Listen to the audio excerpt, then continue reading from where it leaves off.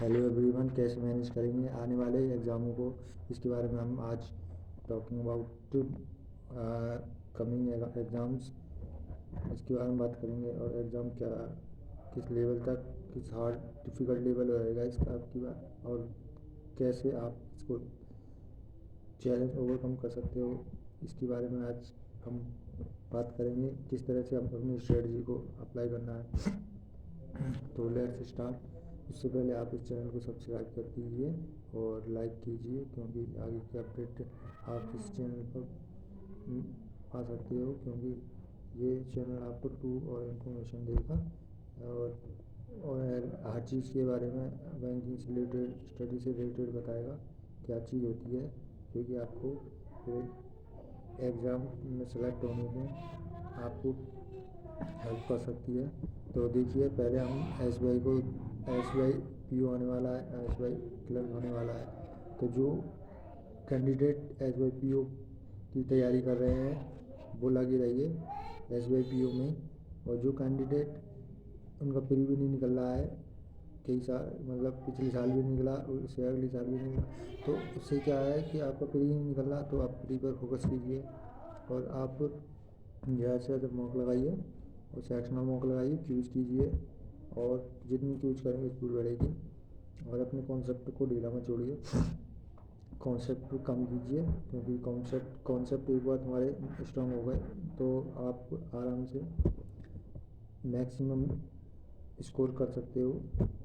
और देखिए, जो जिसका प्री नहीं निकला पिछले साल, तो आप ऐसा कीजिए, आप PO को छोड़ दीजिए, PO पे ज़्यादा फोकस नहीं कीजिए, SBI क्लर्क पे फोकस कीजिए, क्योंकि SBI क्लर्क आसानी से निकाल सकते हैं। इसके बाद आप PO निकाल सकते हैं, PO बुरा नहीं है, पर जिसका भी प्री नहीं निकल रहा तो उस पर काम कीजिए और कोशिश कीजिए कि आप SBI क्लर्क में ही सेलेक्ट हो जाएं। उसके बाद आप 3 साल बाद GAC JIB CIB करके उसमें PO बन सकते हो। 3 साल बाद प्रमोशन हो जाता है उसमें।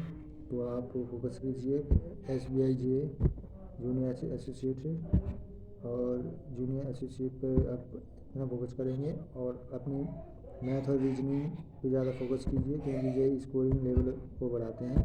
और जितने क्वेश्चन आप कंटिन्यू करेंगे नए नए क्वेश्चनों को उठाएंगे, और नए नए क्वेश्चनों का डेली उन्हीं क्वेश्चनों को, मतलब उसी तरह के क्वेश्चनों को आप डेली रिपीट करके रिवीजन करोगे, तो अभी प्रैक्टिस में और ग्रोथ होगी, जिससे क्या है आपकी ग्रोथ उस लेवल तक पहुंच जाएगी एक दिन कि आप उस चीज़ प्री को आप हलवा बना लोगे, और ऐसा लगेगा कि इसको आप खा रहे हो।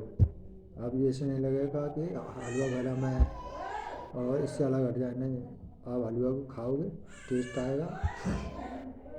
फिर उसके बाद मेंस को आप साथ साथ में लेके चलिए।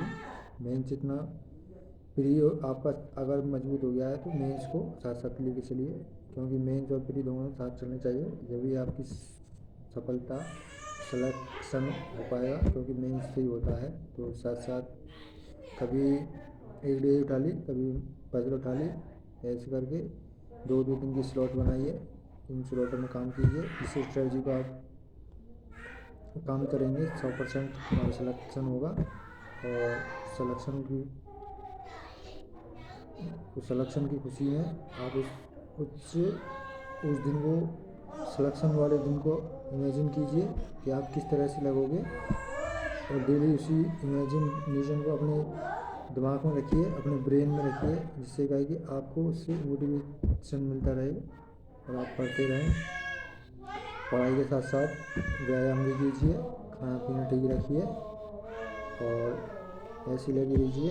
और आगे की स्ट्रेटजी अगले दिन बताएंगे। तो आज का इतना शेड्यूल पार कीजिए। Thank you very much, all the best, keep it up.